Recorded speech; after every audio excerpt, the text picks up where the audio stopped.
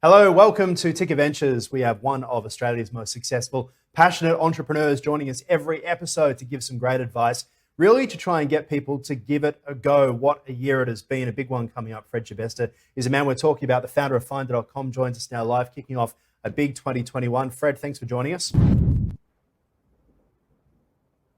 Thanks for having me. And we've got it's a huge 2021 coming up. I'm excited. Yeah, and so many people who have had a really tough year, perhaps become unemployed and really now looking towards that huge idea, that big idea to get going. Let's bring in a couple of guys who've been doing this for a few years now, entrepreneurs of the week, Riz Mridha and also Stephen Hutchinson. They're the co-founders of Hampr. Gentlemen, how are you doing? Good morning. Good, thanks. Hi, Aaron. Hi, Fred. Great to have you with us. Riz, get you to start off, kick off the show just by explaining exactly what Hampr does. Yeah, sure. So Hampr is a platform to help workplaces manage food and events. There are two kind of sides to the business. We've got a marketplace, an online marketplace that connects offices with local suppliers. And we have a set of online tools that help manage things like workflow, quotes, payments, and budgets. I guess we've got an established set of customers at this stage, and our product is probably at the point where we've been able to effectively kind of compete in the market. Awesome. So, Stephen, give us a bit of an idea from your perspective when this all began, how it's going. So we started at the end of, say, 2017, I think. Just in the side room at a different office, actually. We were lucky enough to be given some office space from a company I was working at the time. We went through a small angel investor raise at the beginning of 2019, and we went through the Start Make Accelerator program at the end of 2018. And so things have been going really good for us actually until 2020, I suppose, with the pandemic. Yeah. Not many people have been in the office, so that has been such a challenging year for us. But thankfully, we're now starting to see kind of the light at the end of the tunnel, and we're just in a stronger position because of it. All right, let's bring in Fred. Fred, you've been listening to that. What are your thoughts? I think with any marketplace, the challenge is always, it's a two-sided equation. You've got people buying stuff, and you've got people who are selling stuff. And I'm just interested in understanding, I guess, what sort of the biggest challenges you guys are facing right now? Yeah, definitely. So I guess, kind of like I said, we're at the point now where we can compete in the market effectively. But based off, our market research and all the different customer interactions we've had, we've identified some really important areas for innovation in this space to really kind of set ourselves apart from anyone else in this space, in the market that we're in. The problem is that at this stage in the business, resources are tight. So that kind of means there's a very active trade-off between investing in product and innovation, which will result in, increasing sales conversions, increasing customer lifetime value, and reducing our servicing costs, or B, investing directly in sales and marketing right now, which would drive up our revenue in the short term, which would help increase our runway and resources, but would delay us building that moat around our product. So I guess we kind of want to know, where's the best place to focus in the short term? Gosh, that is such a good point, isn't it, Fred? I mean, listening to that, I think anyone who runs a business, including us here at Ticker, it's like you've got this pot of gold, not as much gold in the pot as you wish you had. You've got the frustrations and the anxiety of, what needs to be done, but trying to get the resources together to be able to pull it together and making those really difficult, up at night, 4 a.m, wakes you up decisions. Which one do you go for? What was your experience, Fred? Yeah, so I think this is probably the number one question that you should be thinking about pretty much every single quarter, or depending on what cycle you run on. That's pretty much the question. It's a priority decision. And you're never going to actually be able to solve this problem.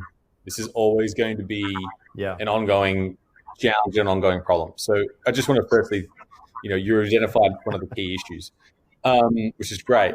Wait, you mean we're all going to wake up at 4 o'clock in the morning all the time forever? Pretty much. I was awake then.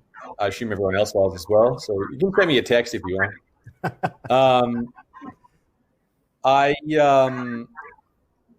To answer this question, I think it is a dynamic and fluid question. And at some points in time, you should, I sort of take these as like three buckets. One is the core business. One is growing the business. And the third one is like things which you have absolutely no idea exactly what will happen, but potentially could be a massive win, but potentially could be a massive like dud. It'll be nothing. And when you think day to day, if you want to have a general rule, I sort of think 70% is in the core, 20% is in growth, and 10% is in what I call a venture bet, or something which is literally you don't know exactly what's going to happen. And if you look at your resources, and I use that word because it's normally people. I hate using that word and hate calling people resources because they're not, they're people. If you look at your crew and you make an assessment, you have a certain number of people and they can only really focus on, I always think it's best when people focus on one thing. That sounds pretty wild. And I know as a founder, you're focused on 25 things. I get it, understand. But, that's not everyone in the company. And I'm not sure whether it's the best use of everyone in the company. And so if you can identify each of those areas, so normally the point which, this growth or venture or whatever it is, normally comes down to one constraint. There'll be one resource that is constrained. It's normally engineering time and development time. That's probably normally where the constraint of the entire company comes to, particularly with technology companies. Actually, I think it was a lot of companies personally, but there are other enterprises which have different constraints. So I just wanted to genericize that slightly. So if you were to think right now, you have a certain amount of engineering resource, which percentage of focus of their priority of their project you want to essentially invest in? And it depending on the stage you're at. So now that's the decision you need to make. And that decision is actually probably your decision. And it's very hard for me to make that call without a lot more information. But it gives you a framework, right? Yeah. Have less things to focus on those things and put a big bet on them. Put absolute focus of those engineers on them. Because a 25% done project is a 0% done project. Yeah. It's so true. It's such a great way of putting it. I kind of think of these things as the things you can control are probably that big. Things you want to control are a circle that's a little bit bigger. And the things you can't control are so much bigger. And so trying to put the focus in what you might be able to control might, I guess, be a good way to do it. What I'm interested in, guys, when you talk about this is taking the service nationally and being ready to grow as well. I think a lot of businesses look at getting the turf right first and then growing nationally. Do you think you've got the turf that you started the focus on, I guess a bit of a sandbox, if you will? Do you think you got enough out of that to be able to actually expand, or are you hoping that the expansion will help with the growth? I think at this stage, we do have a good base locally in Sydney and right, as well as in Brisbane. So, and the product itself, we feel as though, the customers themselves, we feel as though are quite homogenous across the country. So it being an online business and an online platform, we think we can kind of go national. But the key question is for us is, we can go national and compete at a marketplace level, but our real value add is everything that supports that marketplace in terms of the tools to help workflow and quotes and payments and budgets. And that's where we feel like there's a lot of space to flesh out. And it might be a costly exercise to compete now, and we might lose nationally. So what you're saying is you're comfortable with the development of the product so far, or are you still concerned that it isn't developed enough? It's developed enough to compete with a straight marketplace, but it will be costly to compete with the resources that we have. Whereas if we spend some more time developing, we might reduce a lot of those costs and increase our conversion as well. Fred, your thoughts on that? Yeah, so this is a question of scale versus efficiency. And And that's not an easy question. But I think essentially what you need to do is make a bet on one or the other. Don't go 50-50. Like if you're going to solve the efficiency problem, just all in. I could imagine, you have, 2 or 3, 5 developers, just all in on that. Because the context switching of someone doing half the efficiency problem and half the scaling problem means that you'll actually spend about, 20 to 30% of that actual person's time switching between the 2 different projects. So just choose one and do it for 90 days straight and finish that issue. Yes, you're not going to scale as fast. Yes, you're going to work on, or you're going to become really less, you won't be as efficient, but you'll have more revenue and sales. Both those issues, either one are fine, just as long as you choose one and solve them. That to me is my... That's a great point. The other one as well is, of course, the guys mentioned about, when do you know is the right time to invest in marketing and promotion? Obviously, more customers fix so many issues and help with that pot of gold to make it bigger as well. I'm really interested in your experience, Fred, in terms of Finder.com. I mean, we all know the brand now. What was it like for you in terms of trying to look for that marketing and promotion so early on? Obviously important to do, but it almost feels, I think anyone who's tried Facebook marketing comes back and goes, what was the point of that? I just spent so much money and didn't really lead to sales. So what was your kind of experience and some tips for guys like these who probably wouldn't be looking to Facebook marketing? What are your thoughts?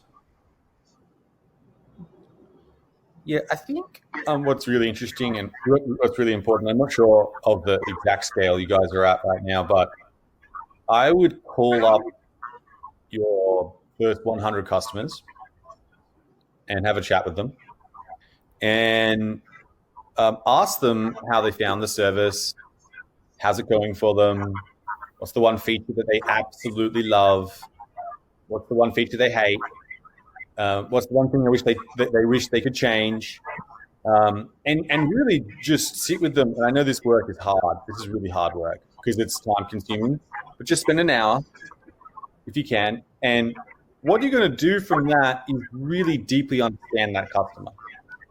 And normally what you'll hear is there will be these patterns starting to form. You'll be like, oh, clearly this is the key feature that everyone wants. This seems to be how people find us. It'll give you a bit of a map of where to start looking for the goal.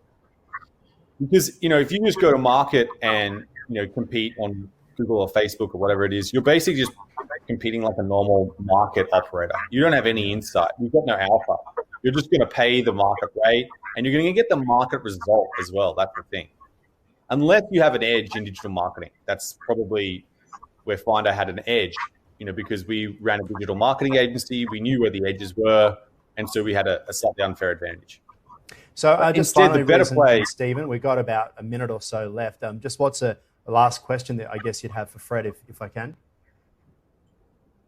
I wanted to ask, I know we've only got a minute left, so it might be too short to ask this question, but in terms of if we might be raising another round of capital soon, and with that capital, at this stage in the business, would you say it's better to use capital for growth or use capital to kind of double down on the product? And I know you've probably answered that kind of indirectly already, but that's something that we're interested in to know where to spend capital. It sounds to me like I would go much, much longer on the product. I would gain an unfair advantage and then focus on growth after that. Awesome. Well, guys, really appreciate that. Riz and Stephen, co-founders of Hampr, thank you so much for your time today. Thanks, guys. Appreciate it. Absolutely. And Fred, I guess the questions that they asked are the sorts of questions that you must get quite often, as you say. It's the most common question about whether or not it's putting it into resources or growth or making the product better, etc. You wish you could do it all at once, right? All the time. Well, very much appreciate your time. Of course, Fred Schebesta, the founder of Finder.com, not the finder of Founder.com. Always appreciate your time. This has been Ticker Ventures. Back again next week with another one. I'm Aaron Young. Great to see you. Thanks for your company.